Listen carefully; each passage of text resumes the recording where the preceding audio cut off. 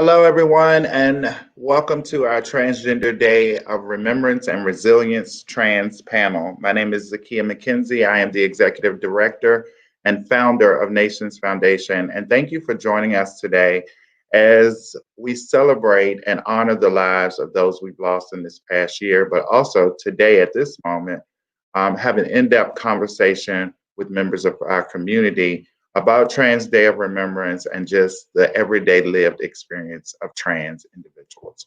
So today on the panel, we have San Juan Alston, Alex Santiago, Tarina Williams, Antiana Bowman, Anjanae Moore, and Kimberly King. Let's welcome our panelists to the show.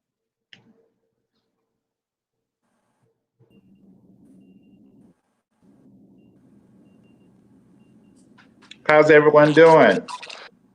Great. How are you? Good. I'm doing great. I am good. So, if everyone could do an introduction, your name, your pronouns, location, and something interesting about yourself. My name is San Juan Alston. Pronouns he, him, and his. From Chesapeake, Virginia. Currently residing in Atlanta, Georgia. Uh, I'm Mr. Nationz, MI, and I'm a qualified mental health counselor. And I'm just honored to be here. Thank you, San Juan. Who wants to go next? I'll go next. I guess we can get the guys out of the way. I'm Alex Santiago. I'm from Atlanta, Georgia. Pronouns are he, him, his, everything masculine. There's nothing really interesting about me. I'm kind of boring. All I do is work and work. So, and San Juan, I'm glad to know you're a mental health counselor because I need you. Not personally. I am human need you. And that is so not true, Alex. Yeah, exactly. I am human, Westland. You got a lot going on. You are not boring. So don't be telling our viewers a bunch of falsehood. Kimberly. Hi, my name is Kimberly King. I go by Asia. My pronouns are she and hers. I reside in Richmond, Virginia, and I'm the Duchess of Nations. And I'm just glad to be a part of this panel today. Hi, my name is Antiana Bowman. Hi, my name is Antiana Bowman. I go by Tiana. I reside in Norfolk, Virginia. I'm a member of the EPIC Program Services here at IBWC. I'm the lead peer facilitator as well as a status neutral service navigator. Awesome. Thank you for joining us in the conversation. And then we have Miss Anjanae Moore. I am so sorry. I think I'm having a little technical difficulties, but thank you for having me. Good afternoon. My name is Anjanae Moore. I live in Norfolk, Virginia. I am the Trans and Gender Nonconforming Community Coordinator at the LGBT Life Center. I'm extremely active in my church and active in the community, so I typically have a lot of things going on, but I'm so thankful to have this opportunity to speak with people concerning our community. Everything for us, by us. And thank you so much, Ms. McKenzie, for thinking enough of me to have me here. Thank you for joining us. And last but definitely not least, Tarina. You're muted. Am I muted? Go ahead. Go ahead. Okay. I'm Tarina Williams here at the Southeastern Transgender Resource Center, where I am the CEO and founder, and I am just so grateful to be here. Thank you so much, Zakia, my sister, and my fellow sisters and brothers of the area, and I just am excited to be here. Thank you. Thank you. Thank you. So we know that today is Transgender Day of Remembrance, and on this day every year, we honor the lives of trans and non-binary individuals who have lost their lives due to transphobia and hate crimes. The first question is, have you experienced a loss of a trans brother or sister, and how did you handle the loss? Have you experienced the loss of a trans brother or sister, and how did you handle the loss?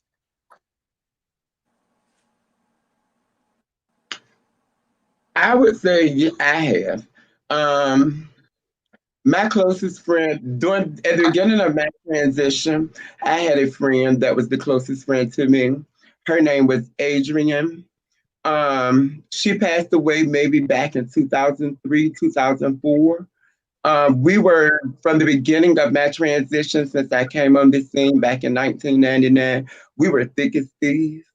It was sad to see her pass, to not be there to see her pass. She actually passed away, and I was indisposed. So, Sorry to hear that. Anyone else? Well, I can't say brother and sister, but I lost two of my chosen mothers who were trans, 5 years apart. Christina Mocha Raphael, she died back in 2000, excuse me, 2010, and then Susan Laurel, who died back in 2015. So I've taken two significant losses that it still is a struggle because, like I said, they were my mothers and they've taught me a lot of things. So um I still have my moments. I still have my moments.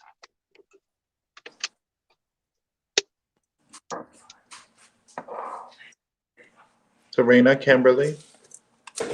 I would have to say, one Well, of the I most do. significant loss that stands out to me for one of my children, my daughter Alexis. She and I was always together, thick as thieves, always doing things close together, and I had been out of the ballroom scene for quite some time, and it was in this year that she asked me to go to a ball in Baltimore. And I decided that I would go with her, and we were in Baltimore, and it just happened that all of a sudden she passed away, and that's the only thing they could give me was that she passed away. And in my mind, my thought process is, Um, if I had been in the location where she was, she wouldn't have passed away. And it caused me some mental anguish for just a bit, because on the spiritual side, I know that there was nothing that I could do, but physically I felt like if I was in the same location, I could have saved her. And all I could respond to the other individuals was, I brought my daughter to Baltimore and you all just let her die. And that kind of, stuck with me for quite some time. So that's kind of how I dealt with it, by on myself, feeling like I was in that moment because I couldn't save her. Thank you for that. Tarina, any thoughts, or Kimberly, any thoughts? I do want to speak on behalf of my sister Lamia, um, that was shot and killed on Church Street a few years ago. And we definitely will be speaking her name tonight. Um, and she was very, very, very sweet and lovable. And we went through high school together, and we came out to be blossoming. We blossomed into beautiful transgender women, and her life was just taken very, very short. And it really was the eye opener for our community, because her death was, she was shot as if she was defending herself and things like that. So it was the eye opener for me myself as a transgender woman,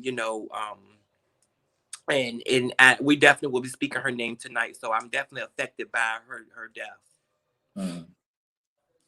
Any other thoughts from our panelists, or anything anyone else wanted to share?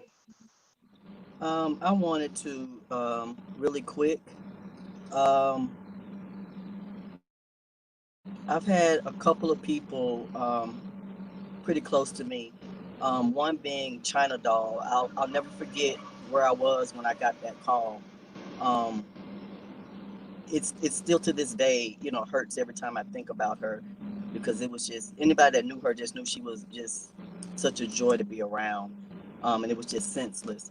And I know this doesn't necessarily fall on the spectrum, but I believe that it should, because I had a really close trans man friend of mine commit suicide.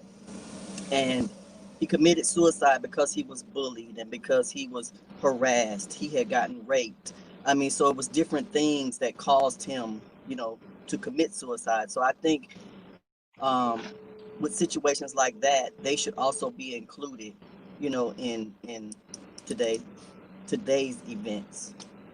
Mm. I think that's a valid point. At most times we remember these individuals because of senseless violence and murders, but again, it's still Transgender Day of Remembrance. So remembering all folks who are trans who, have passed away and are not with us, but also tapping into the resiliency of our community as well and our strengths. Um, Yearly, we honor more and more trans and non binary individuals on today, November 20th, Transgender Day of Remembrance. What are your ideas on ways to bring awareness to the violence impacted by trans people and offer support to those impacted living as a trans person yourself? So, what are your ideas on ways to bring awareness to the violence impacted by our people? And the reason that question came about is because a lot of times when our people are murdered, it is not amplified. The message is not there. It is not covered on mainstream television or the news, or if it is a blurb, it's just brushed under the table. So, what are your ideas on ways to bring awareness to the violence that is impacted by us as trans people? And then, how do you offer support to your sisters and brothers who have been impacted by that, specifically as a trans person yourself? Um, right now, the I Am Human Foundation, we have started a campaign, and probably it should be completed within the next 4 to 6 weeks. But throughout Atlanta, you will see billboards. Um, there would be several billboards that would be protect our trans sisters. There will be some billboards that say protect our trans brothers, and just to bring, like, we want it bold in their face. That's why we're doing these billboards like through downtown Atlanta, so people can see, like, this is something that's serious. And it's crazy because I was driving through downtown and I saw this billboard, and it was about something silly. And I was like, you know what? If they could put something silly up there, why can't I counteract this and put something, that could mean something to my community? So that's why we decided to do this kind of like bold in your face, protect our black. It's actually going to say protect our black trans sisters and protect our black trans men. So you'll be seeing that probably. I think the billboard should be done in the next 4 to 6 weeks. Awesome. I think that's an amazing idea. Any other thoughts? Well, me personally, I've had uh, several individuals who are in our, I guess you can say, our heterosexual community, and they ask a lot of questions. And me and an individual, we're working on a podcast called Bridging the Gaps.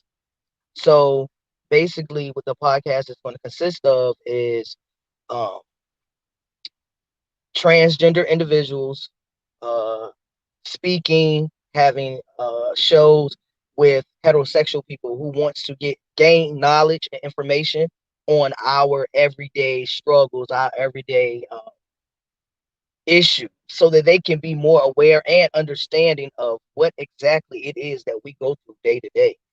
So that's one way, um, is bridging the gaps, because there have been a lot of talk of, I hope I'm not offending anyone with the Black Lives Matter. And that's how it started with me and this young lady having uh, conversations, because I had, pretty much told her that I can't say that I'm going to stand and march for Black Lives Matter when they pick and choose, which lives matter. And so from then we came up with this idea of called bridging the gaps so that we can, how you expect for trans individuals or just LGBT individuals to march and protest for all the injustice that Black people are facing today when things are done to us, the heterosexual community is nowhere to be found. We don't have that same drive. We don't have that same protest. So we're working on a podcast, Bridging the Gaps, and hopefully, it'll be something that can help um, show awareness and get our story, our lives out there so that it's more mainstream and not just swept under the rug.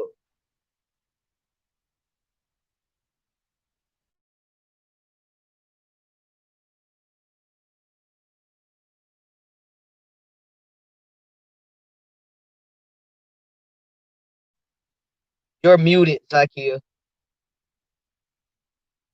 I'm sorry. I said that that was a great segue into my next question because you have brought up the Black Lives Matter movement. So when you think of Black Lives Matter, the movement, what are your thoughts about the inclusivity of trans and non-binary Black bodies and why?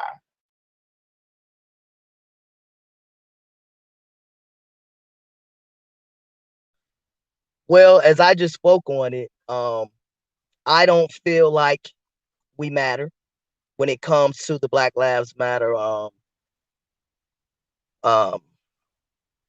sorry, I had a brain fart. I don't feel like we're included in the Black Lives Matter. I honestly don't. And until we are, I'm sorry, I just won't be fighting and protesting and doing all of the things until we are. That's just my personal opinion. So you won't see Black Lives Matter or none of that on any of my profiles or platforms.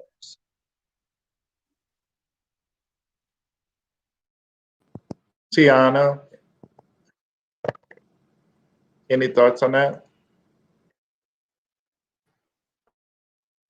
I would have to mimic the same thing as someone.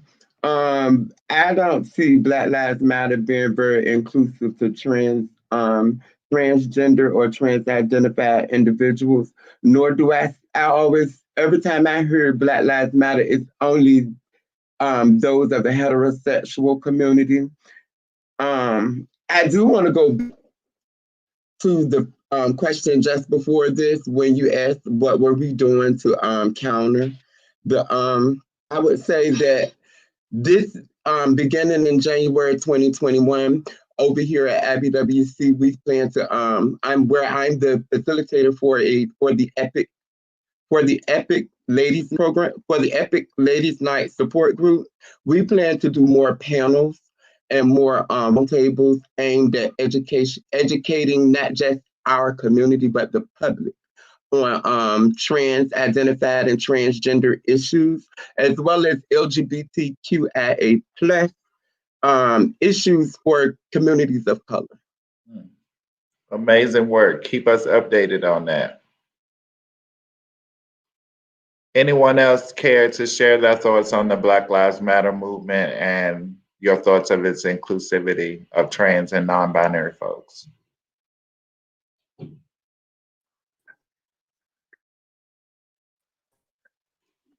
And this normally a talkative group. Y'all is quiet tonight. That I do also, I would agree with the rest of the panelists. I do. Can you hear me? We can hear you. Zakia. Can you hear me? Yes. Okay. I would have to agree with the other panelists. I think that the Black Lives Matter is not all inclusive. We are the exception. Black lives matter to Black people, except those Black lives. When inherently we didn't wake up one morning and said we're trans, or we say that we're LGBT, we are people of color. That's the first thing that is seen. So no matter what we are outside of Black people, our life should matter. And how we kind of balance that here at the LGBT Life Center, we have our form of trans teaching trans, where we implement other and skill building to work within their own networks to teach people and to bring them in so that they can learn about the trans and the LGBTQ community so that they can know things based on factual lived experience, not based on myths and things that they've heard. And typically, I find that as people of color, if things are not affecting us directly in our face, we tend to run it. And so instead of being educated about things, they become ignorant to things and put their own biases and their own stigma based on what they have thought instead of getting to know the concrete details and the full factual evidence of who we are with our lived experience. So until Black Lives Matter for everyone who was Black, that means Black LGBTQ, queer questioning, gender nonconforming individuals, at that point, Black lives never mattered because they did not include us. Very powerful. Thank you for that, Anjanae. Anybody else have any thoughts on that? Alex?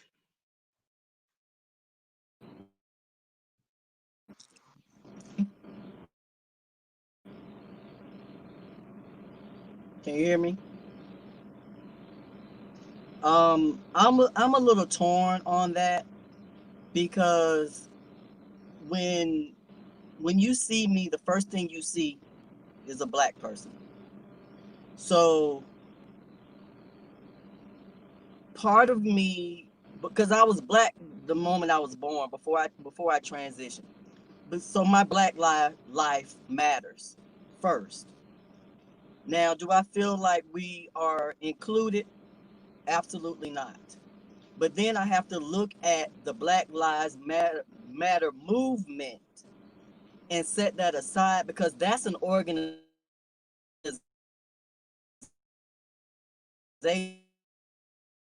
of Black A- people that Alex, believe you breaking up on us.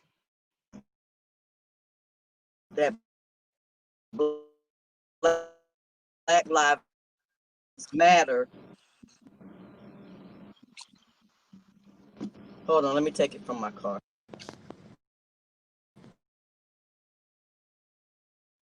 All right, so just in continuing that conversation until Alex gets his stream together. The reason my thoughts on it is that I feel like it is not as inclusive as it should be. Prime example, Tony McDade was shot and killed 2 days after George Floyd was. There was no major media attention regarding that issue. There has been 36 murders this year of Black and brown trans people. Those names are never amplified. There's been instances where trans and non-binary folks have tried to be a part of Black Lives Matter movement marches, and some particularly here in the city. And there have been mistreatment of those individuals who are trying to protest for Black lives. So, granted, we are Black when we are born, but we are also transgender, and to dissect those two identities. I'm a Black trans woman. You know, I already knew I was Black, but I'm a Black trans woman. That is part of my identity. So to ask to dissect that or to not see that reflected in a movement that is supposed to be for all Black people, I have issues with that. Can You you hear ready me for now? us, Alex? Yes. I'm ready. You hear me? Okay. I'm sorry. I had to disconnect from my car. Um, I forgot what I was saying. Oh, so I had to separate in my mind the Black Lives Matter movement as an organization from people who really believe that Black Lives Matter. Because that's an organization that's making money off of a movement. But when you have individual uh, people who are protesting, and I've been a part of the protest here in Atlanta. I took my Black trans behind to DC, and my whole house, ball house, the House of Garcon, behind the Black trans people in that house. And we marched with our trans flags, and to be embraced by people saying, hey, that was just ignorant to the fact that, hey, we didn't know you guys were even left out.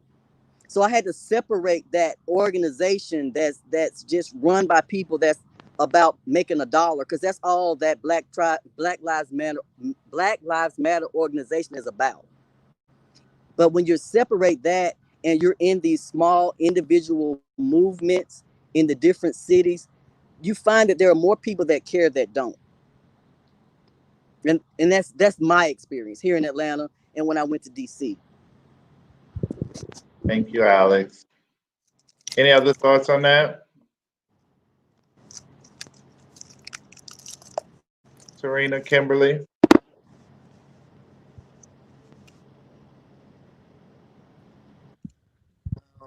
Me, I would have to agree with Alex. I'm like a little torn between the two. I don't totally feel included, but then at times I don't feel left out because I mean, it's based off of individual ignorance, I would say, because and not just being educated at the same time, because some people don't know better. In order to do better, you have to know better. So a lot of people aren't familiar with the lifestyle of being trans, and they're not experienced to being around trans people, so they don't know how to react to them. And in those cases, we will feel left out. We won't feel a part of, certain organizations or certain groups or whatever. But it's about us getting our voices out there, being heard, so that people can know that we're here. So I do um, feel sometimes I am a part of the Black Lives movements, but then at times, like you said, I feel left out as an So individual. you said something about people not understanding the lifestyle of trans people. For our viewers who may not have a context of your life is as a Black trans woman, give someone that context. I mean, it's definitely a process. It's a hard road. It's probably the hardest decision that I ever had to make in my life. Um, just going through with taking the time to watch my body change right before my very eyes and not know how to understand it. Wanting my mental to match my physical, you know. And sometimes you'll get a little discouraged. You might everybody's not always gonna be accepted of you and like I said, they're not gonna know how to take you. So um you'll feel like closed out and closeted for a while, and it's support groups and panels like this that bring us together, where you know that you're not alone, that somebody else is going through what you're going through, your sisters and your brothers, we may not all walk down the same road, but we will cross paths one way or another. So it's just all about like, just making that decision to actually living your truth, be who you are destined to be, and trust the process. Thank you for that, Kimberly. Any other thoughts on that? Anybody else care to share?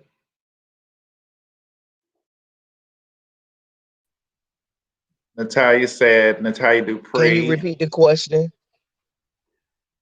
We were just talking about the lifestyle of trans people because that was something that Kimberly has stated, in her response. So I was just asking any of the panelists to share about what their experience is, their trans, the lifestyle of a trans person through your eyes.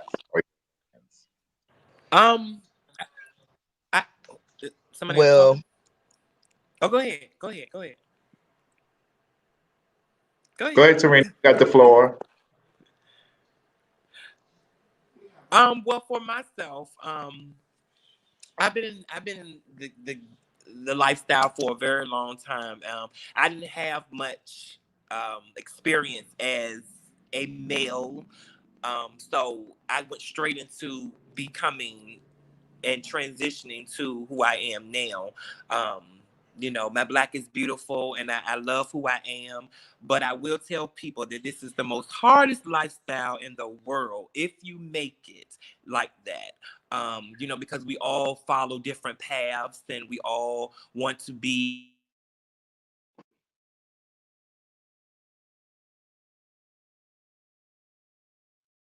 that this lifestyle. I think people just need to be educated on the lifestyle and really just bring it all together and just know who we are and just accept us as who we are, and and just move along with it. Everybody needs to transition with us as well as we transition.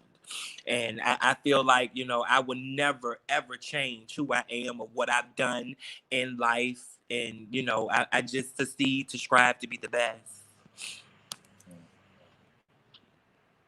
San Juan, you were going to say something?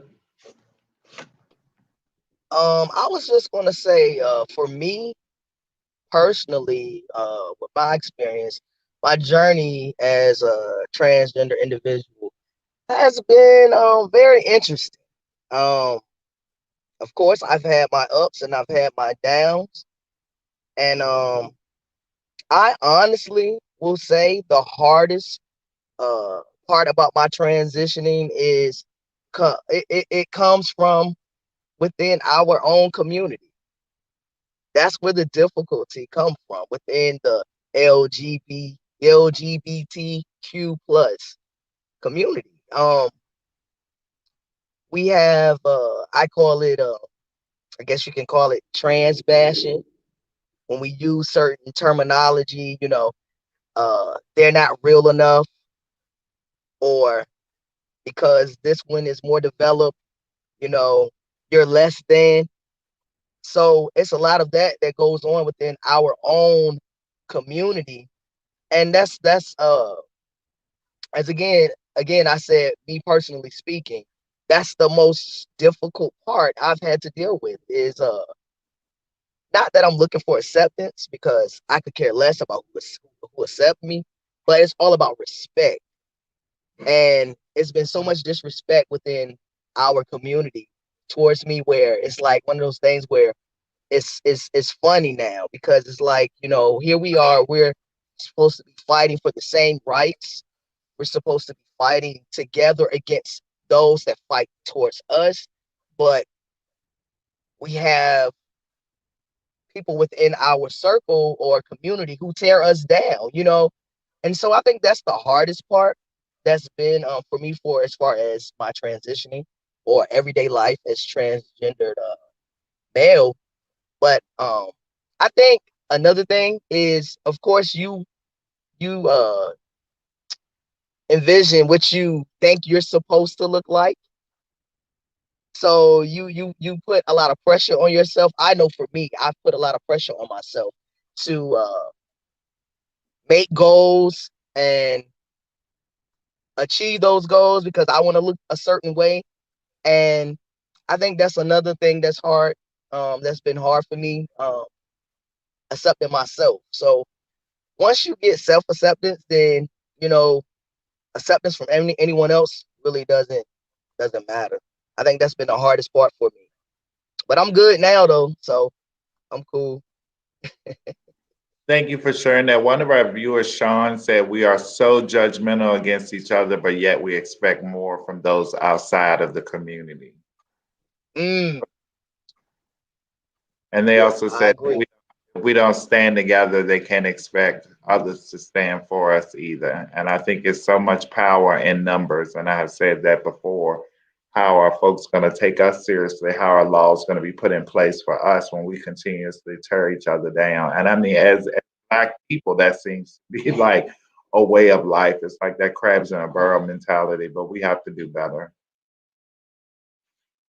So, our next question. The walk of transgender individuals daily is an act of revolution. How do you see resilience and strength in our community?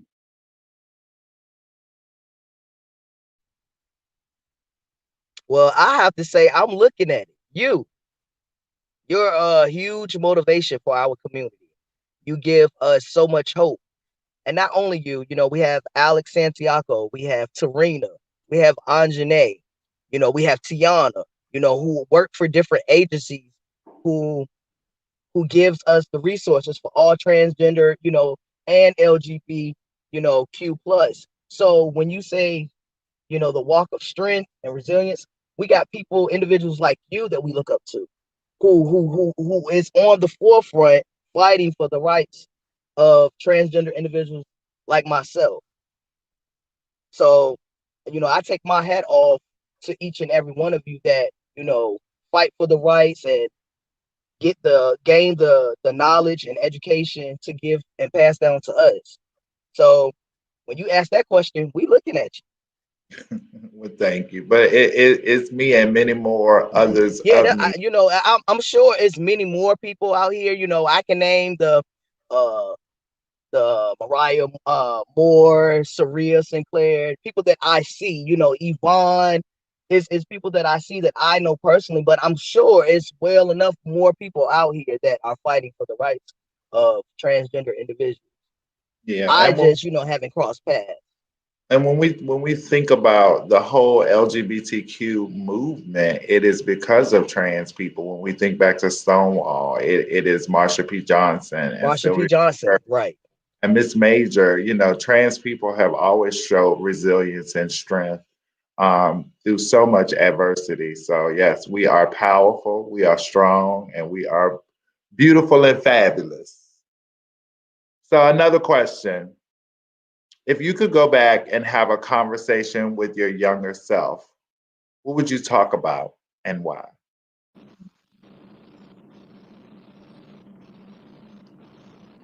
I'd I like could to take probably this one first. go ahead. Okay. If I can go back and talk to my younger self, I always am my biggest critic and I'm so hard on myself. But I would have told myself to, live in my truth a lot sooner than me starting my transition in my late 20s. Um, because it's something that I always really, really wanted to do. And I fought so much with myself because my mom and my dad wasn't acceptance of it. But it wasn't until I was able to say, I'm in my late 20s. They done lived their life. And I just feel like at the end of the day, if y'all gonna love me any less because of a decision because I want to be happy, then y'all don't love me at all. So I went forth and I, began transitioning, and it was like the best thing I ever done. But if I could talk to my younger self, I would have said, go for it. If this is what you want to do, go for it, because I feel like I would have been a lot more happier sooner than later.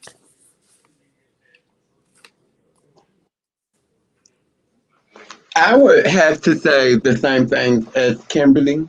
I would go back and tell myself to maybe had started a lot younger than I did, because I was maybe about 18, 19 when I knew well before then that I wanted to do this. However, I'm a person that believes that everything happens for a reason. So I would never change anything that I had to go through, because it made me the person that I am today. So I think for me, I would go back and tell my younger self that be patient and wait. Silicone is not good for you. If people come talking to you about that, to shy away from it and to just hold on, because in time there's going to be change for you to be able to be the woman you want to be the safe, correct way. So I think that's what I would tell myself. All right, all right, all right. So how can our straight communities and allies be more of a support for individuals who identify as transgender? So how can our straight communities and allies be more of a support for individuals who identify as transgender?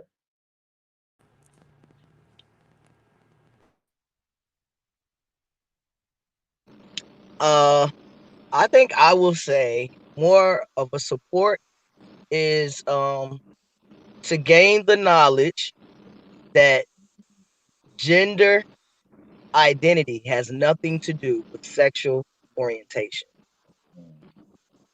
educate them on that. I think that's one of the biggest hangups between our allies when it concerns transgender individuals.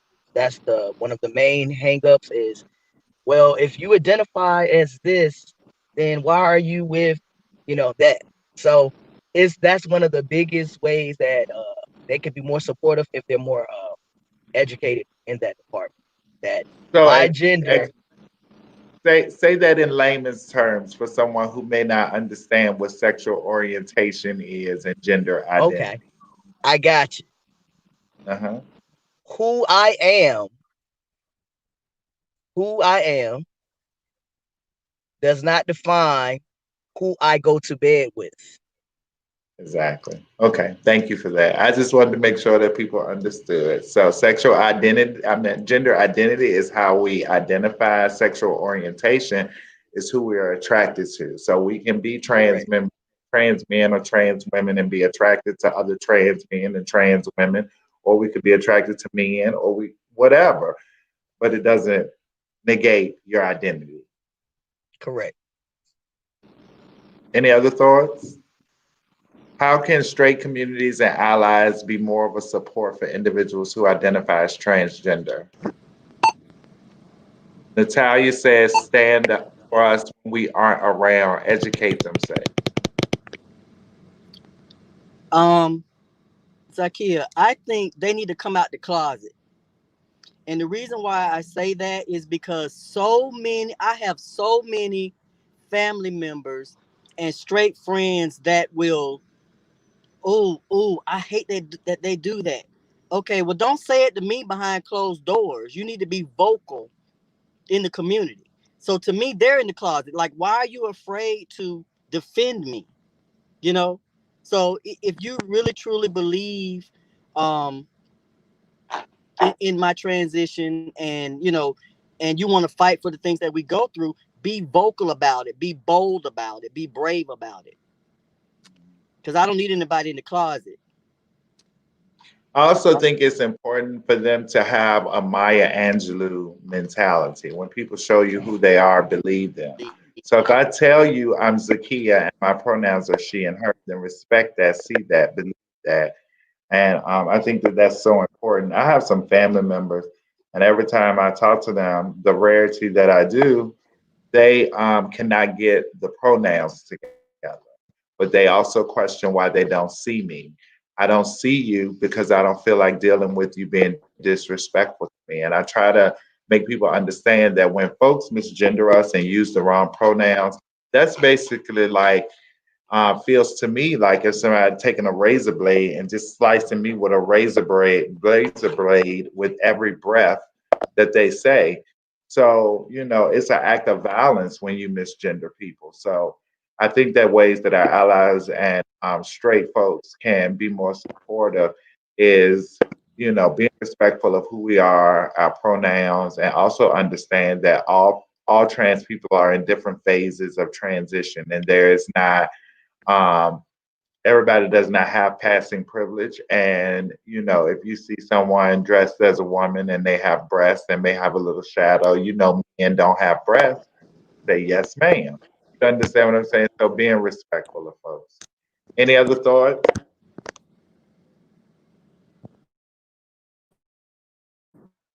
I would definitely have to say that is absolutely for me. What's just to piggyback off of what Zakia said, um, being able to have your straight friends be educated. It is hurtful when you've been friends with people for so long and they see you do all of this and become the person that you are. And the first thing they say is, boy, do this, or he over there. That is kind of hurtful. Mhm. So, Yeah. Tarina, any thoughts?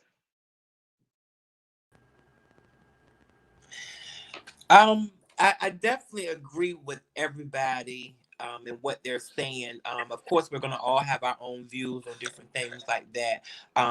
But I kind of want to agree with Alex, because I do feel that, some people that are straight, they need to defend us because they sit around us and they kiki and caca with us, but then when they in with somebody else, it's kind of like, they don't say anything, they don't defend us, but you still have people who are on our side, but secretly, you know what I'm saying? I think that the community needs to transition with us, like I stated before, and I think that if everybody was on one accord, we'll be, but of course, if we tearing each other down and calling each other faggots and he, she's, and oh, you a man in a wig, they're gonna definitely look at that and say, just piggyback off of that, but of course we all just need to stick together and just kind of like bring it together as one, so that's that for me. So we need to basically embody what they're saying about COVID-19, that we're gonna all get together. We really need to Right. get together so we can get through it together. And get through it, get along and get through it. It All only right. takes each one teach one, that's the saying,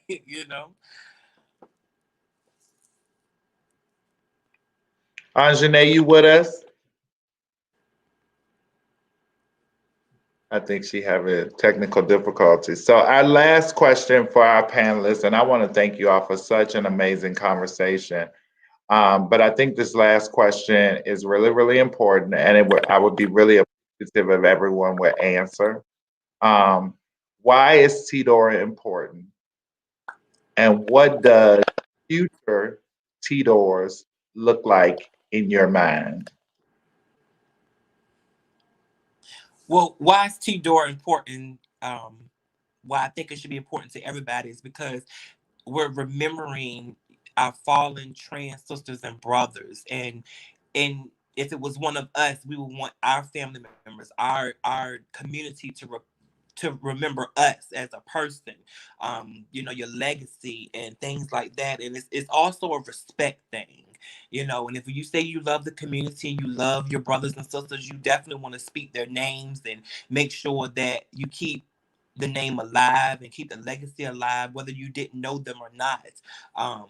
And I just feel that everybody and how I feel that it should be in the future is lesser names. If no new names, no people that we're gonna remember are people that have passed, back then, we're just speaking their names and continue the legacy. But I definitely don't want to hear the 36 and the 35s and the 10s and the 20s. I think it should definitely be a lower number, if we're definitely going to speak somebody's name, because nobody should die, in the hands of somebody else, if you know what I mean. Tiana? I agree with my fellow panelist, Serena. It's TDOR is great to have. It is always great to remember those that we have lost along the way. I would say, looking forward, and what I would like to see more of in TDOR, especially within our community of the Hampton Roads area, is more inclusivity between the trans communities of color and non-trans communities of color. We need to build and learn from one another and not allow our cultural differences to be used or weaponized to tear us apart. So, Thank you for that. Kimberly? Well, I think I'm going to piggyback off of Tarina and Tiana as well. I definitely think we should celebrate the life and legacy of those that we have lost, whether it be from violence or natural causes, because trans aren't really celebrated. So we have to celebrate our own. And it's good that we have a day set aside to bring it to the public eye and remember these people that have gone before us. In the future, I said let's crank it up a notch. Let's really promote trans Day of Remembrance so that we can educate the heterosexuals and the straight people a little bit more about how it's really affecting the community as a whole. San Juan? T-Door is important to me because, like everyone said, who don't want to be remembered um, when you transition on to the next life? And I honestly think it's a moment to reflect on everything that our fellow brothers and sisters have gone through, where we should continue to fight for our rights. We should continue to um, promote awareness of our existence, uh, so that we're not forgotten. And we always say we're here to stay. We'll never be forgotten, but it's just a reminder to me to acknowledge those who have gone on. So it's very important to me. And moving forward in the future, like Tiana said, I think it will be a wonderful, wonderful idea to be more like more participation amongst all of the agency. That would be something great. You know what I'm saying? If we're saying that we're all standing together, fighting for the same rights, and we're on the same path to get to that mission, then I think that would be something beautiful. Thank you for that. Alex? Can you hear me? Because I'm back plugged to my car. Can you hear me? Um, T-Door is important to me for the same reasons. Like, it's just like you have to keep it in the forefront what's happening to our trans brothers and our sisters, And personally, I think it should be more than one day out of the year. But if we're gonna have one day out of the year, I think we should use that day to celebrate their lives and to continuously say their names. Um, what I would love to see in the future with T-Door. Earlier today, I saw on Twitter where Kamala Harris said something about today, and it made me think like I would love for November 20th, 2021, that there has been some type of law created that any type of violence against a transgender person is an automatic hate crime, period.